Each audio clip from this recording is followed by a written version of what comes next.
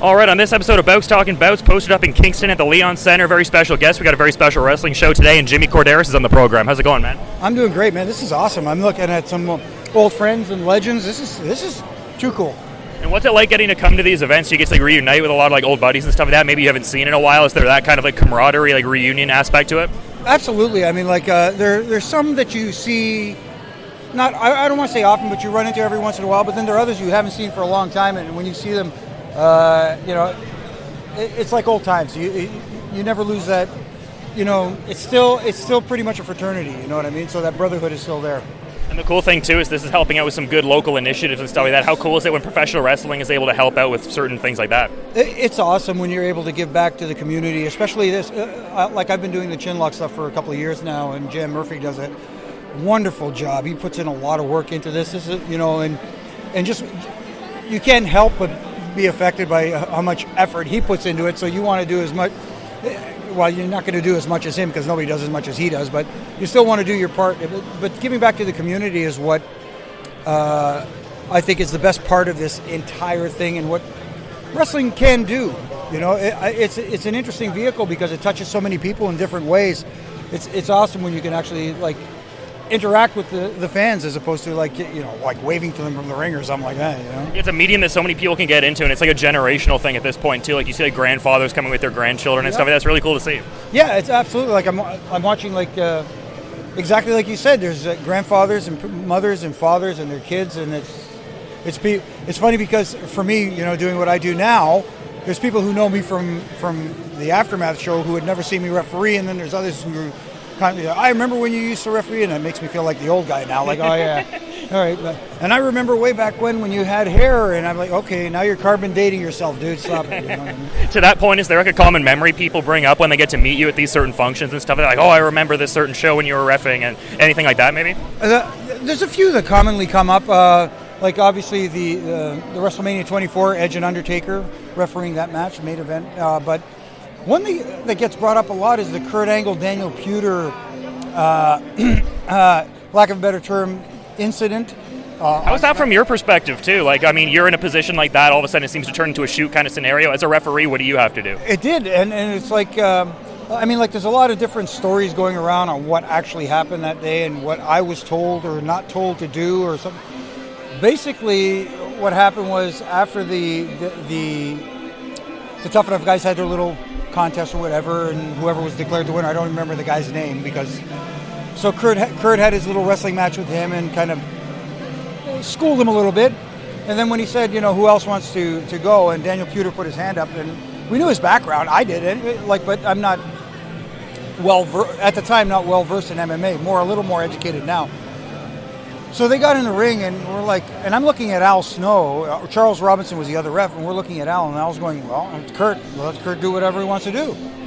So as they were wrestling around, in my mind, believe it or not, the only thing going through my mind is, how can we end this on a good note? How do we get out of this thing? And then they got into the corner, and I know Taz called it a Kimura or a Keylock, whatever you want to call it. I didn't know the name of it, but I knew it wasn't good. And didn't look back that far. And I went to my head told me, okay, this has got to stop somehow. And they fell to the canvas, and Puder fell shoulders down. And I thought, I'm counting. So I counted three like an idiot, though I counted three, pro wrestling instead of amateur, which all you had to do is count one. So, in hindsight, of course. But, there's people out there, they told you to count, and nobody told me anything.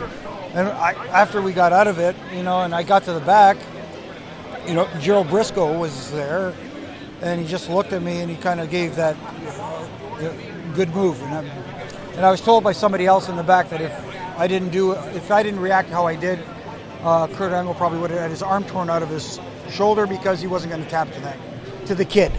And I think that translates the importance of what it is you do, because sometimes in real time you can't convey to the back, hey, this thing's going on. You have to act just right in the moment. Yeah, exactly. I mean, obviously they could talk to us, but it's not like you can stop and go, hey, so what do I, waving to the hard camera, hey, what do I do with this guy right here? Yeah, pantomime. You know, now it looks like a Benny Hill skit or something. Yeah. But you mentioned getting a bit more into MMA in like recent years. Is the storytelling something that's caught you up in that whole thing? So the storytelling is very similar in mixed martial arts. I'm an MMA guy myself as well as a pro wrestling fan. So is it the storytelling devices that kind of caught you in MMA, or what was that? It's more the stories going into the bouts, as you said, because if one thing they've adopted from the world of professional wrestling is the vignettes and the video packages leading up to the fights and having guys, for lack of a better term, cutting promos going into the fights, and stuff like that. So, as much as they don't want to be associated with the world of pro wrestling because they, that stigma attached to that not real sport, they borrow a lot from it, from an entertainment standpoint, and as far as the actual match, I would consider myself more of a casual MMA fan, but again, I do enjoy the lead up to a lot of the fights. Yeah, for sure, it's a great time. And what can people expect to see when they come through and check out the booth here? It seems like you have a book here, 3 Count. What can you tell people about that? It's just basically the story of my life in the WWE and a little bit afterwards, and it was I'm as honest as I can be, but I'm an inherently glass half full kind of guy, so I try to look at the bright side of almost everything, and I understand that not everything's going to be glass half full, but you can at least focus on the stuff that is. And that's what I try to do as much as I can, because the other philosophy I have is if your glass isn't half full, get a smaller glass. Yeah, for sure. And was it a cathartic, sort of enjoyable process to go and get the book together and everything, and just combing back through old memories and stuff like that? And like, I kind of forgot about this, but via writing the book, you kind of remember it. Yeah, especially the tragedies. Because let's face it, there are some tragedies that happen in this industry, and we lost some good friends, and those are difficult to deal with, whether regardless of the circumstances, whether accident or other not so nice incidents, but it is cathartic in a sense that you can, for lack of a better term, put pen to paper and kind of get those emotions that'll never go away, but at least ease them a little bit, if you know what I mean. Yeah, absolutely. And you mentioned Aftermath earlier. It seems to give a bunch of different platforms now to just articulate your perceptions of the business and stuff like that. How is it to sort of be at this stage now in your career where you're not like that road warrior, you got to go to the next town each day sort of thing? You can just talk about what you love, you know what I mean? Yeah, that's the best part. Again, I'm talking about something I love. I love pro wrestling. I wish we could... well, it's because Sportsnet has a deal with the WWE. They air all their programming, so that's what we specifically talk about. If I was somewhere else, I'd talk about like when I was doing stuff with the Fight Network, I was talking about pretty much everybody, WWE and ROH and whoever, and so people have to understand that the reason, it's a business, so they want us to talk about the stuff they air. You know what I mean? And contrary to popular opinion, we do critique as well. But again, I'm inherently a glass half full kind of guy, and I try to look at. I'd like to focus on the positives more than the negatives because it's easy to crap on stuff and say, oh, that sucked, this sucked, that wasn't good. It seems like you get a lot of that on your Twitter feed. No, yeah. Just people coming to you more so with the negativity. Yeah, and people don't understand that. If you have an honest, good point to make on Twitter, I'm cool with it. Opinions are opinions. That's all they are. I just get a little bit. I don't want to say annoyed because it doesn't annoy me because I tend to try to amuse myself with some of the enlightened, as I like to call them on Twitter. It seems like you have fun with it at least, right? That's what I'm trying to do. I'm trying to have fun with it, I just again, it's all opinion, but some of these people present their opinion as fact, and if I encourage them to Google the definition of opinion. Because opinion is just your perspective. Wrestling, especially in a business where everything's so subjective, you know what I mean? There's no one right way to do pro wrestling. And that's what's fun about it, I think, at least. Yeah, and I'm excited about all the prospects. I'm excited about AEW coming up in the fall and all the attention they're garnering and all the buzz it's getting, because it's going to help the business as a whole.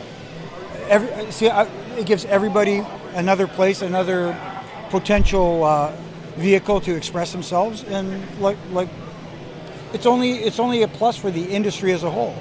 And I don't know why some tend to look at it as a negative thing or looking at it to shut down somebody else. No, man, everybody can coexist. It just, can't we all just get along? Yeah, exactly. And like AEW, like to that point, they've been signing certain road agents like Dean Malenko and stuff like that. Like, would you be interested in doing something, maybe like mentoring some like the younger referees potentially? Is that a kind of role you'd maybe like to fulfill for some sort of promotion, or just in general, like impart your wisdom to the next generation of refs? Yeah, that would be nice. I would love to do something like that. You know, I mean, again, as the business evolves, so is the refereeing. But it again, there is that base. Not only with the wrestling, but with the refereeing too. There's a base, for lack of a better term, style. I don't even know if style is the right word, but you know what I mean. Presentation, the ways the referees should present themselves, and I would love to do something like that, regardless of what or for who for. I'd like to do it for everybody, not just one company. I'd love to do it for everybody, and just like, hey guys, you know, this is what I've learned over the years. Tell me what you learned. Like, because in this industry, once you think you've known it all, it's time for you to go. Because you're always learning, and that's the beauty of this industry. It's ever evolving, ever changing, and we're always learning. Yeah, absolutely. And I mean, I could probably talk to you all night. You know what I mean? Like just a wealth of knowledge and everything like that. I don't want to take up all your time though. Is there anything you want to add as a parting thought as we're wrapping up here, though, man? Yeah, all I can say is that when you're out there and whatever brand you're watching out there, whatever presentation of professional wrestling or sports entertainment, whatever, I don't get offended with that term because you know, like. Guess what? They don't call them magicians anymore. They call them illusionists. You know why? Because they're not performing magic. Fair enough. It's an illusion. Anyways. Nomenclature is important. Yeah, exactly. But, you know, it's just try to enjoy and try. If there's something you don't like, that's fine, but don't harp on it. You know, wait, because something you'll like will eventually come around. You know, like in a 3-hour show, the entire 3 hours is not going to suck. Even if you find 15 minutes or 20 minutes that you like. Why not focus on that? You know, that's all I'm saying. But going back to the glass half full sort of thing, I guess. Yeah. Even like I said, if your glass isn't half full, find a smaller glass. There you go. Yeah, for sure. And I met you years ago at Rico Coliseum very briefly, and you were a good guy. I was like, oh, hey, you're Jimmy Korderas. So I had a couple beverages, I think, and you're just like, oh, okay, you handled it pretty well. So, and you've been nice to everybody here too, so it's good to see you interacting with other fans too, man. Thanks for the time, Jimmy. Oh, no worries. There's no Twitter here, so I don't have to be that guy.